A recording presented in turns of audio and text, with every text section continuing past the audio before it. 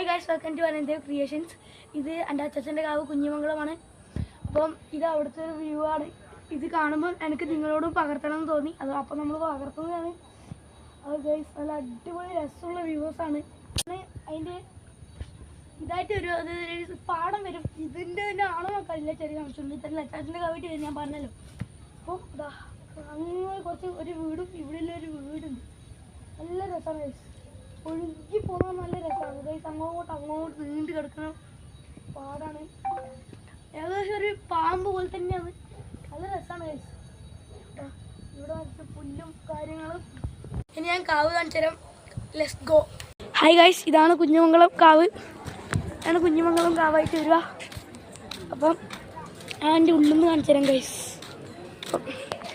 Hi guys, ഇതാണ് കുഞ്ഞിമംഗലം കാവ്. അപ്പോൾ അധികം സംസ്കരിക്കാൻ പറ്റില്ല, അതുകൊണ്ടാണ് നമ്മൾ ഈ ഒച്ച സംസാരിക്കുന്നത്.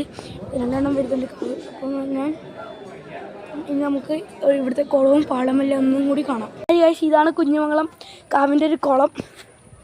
അതിൻ്റെ അപ്പുറത്താണ് ഗൈസ് പാടം. ഇത് കാണുമ്പോൾ നമുക്ക് ഒരു പാട്ടാണ് തോന്നുന്നത്. കാലം പൂത്ത കാലം, ദാറ്റ്സ്.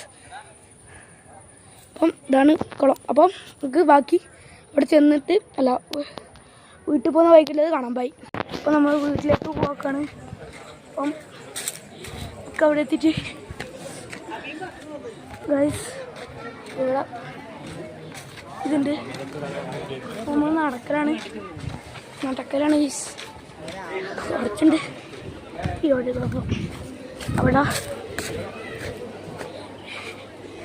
ഇത് വടക്കൻ ഭാഗത്തിൻ്റെ അങ്ങോട്ടാണ് ഗൈസ്. അപ്പം നമുക്ക് തിരിയുന്നില്ല. നമ്മളിനി ചോറിനാൻ പോവാണ്. അപ്പം നമുക്കിനി അവിടെ ചെന്നിട്ട് കാണാം. അപ്പം നമുക്ക് ഈ കാട് എന്ന് പറയുന്നത് ഈ അമ്മലിലൊന്ന് ഞാൻ എക്സ്പ്ലോർ ചെയ്ത് കാണിച്ചു തരാം. ശ്രീ ബാലാജീൻ്റെ ഓട്ടോറിക്ഷയിലുണ്ട്.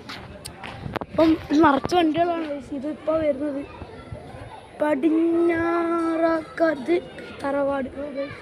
മൊത്തം തറവാടാണ്. ഇവിടെ കുറച്ച് ഇതെന്തെങ്കിലും ഉണ്ട്. അപ്പം ഇത് ഗൈസ് അപ്പം കിട്ടി ഗൈസ്. അപ്പം ഞാൻ വൈകിയതല്ല, അപ്പം കിട്ടി ഗൈസ്. രണ്ടെണ്ണം ഒന്നും കൂടി ഉണ്ട്. അത് കൈമേൽ കൊള്ളുന്നില്ല. അപ്പം അതുകൊണ്ട് അപ്പം ഒന്നും കൂടി ഞാൻ കാണിച്ചത് ശരിക്കുണ്ടോ.